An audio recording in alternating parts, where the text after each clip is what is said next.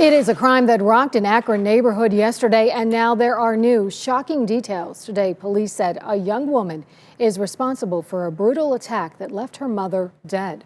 As News 5's Bob Jones reports, detectives are still trying to figure out why this happened.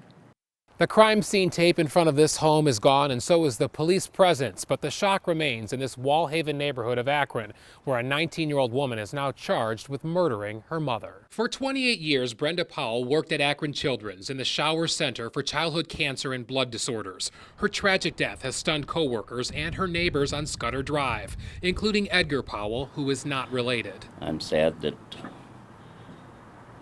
something like that could happen between a mother and daughter. Police say 19-year-old Sydney Powell, a former student at Akron St. Vincent St. Mary and the University of Mount Union, stabbed her mom during an argument early Tuesday afternoon. Lieutenant Michael Miller says a case of a daughter charged with murdering her mother is very unusual. You don't typically see that.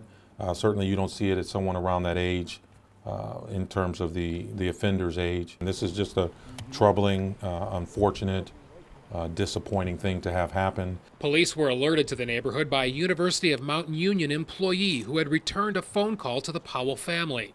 During that call, the university worker heard a struggle and called the Akron Police Chief's office. An officer then relayed that information to dispatch. They were on the phone, and there was a lot of screaming going on, so he couldn't really say if it was like a physical fight, but just heard like a lot of yelling and screaming going on. Mount Union sent out an email to staff and students offering counseling, and St. V's president said the school is heartbroken by this shocking and tragic event.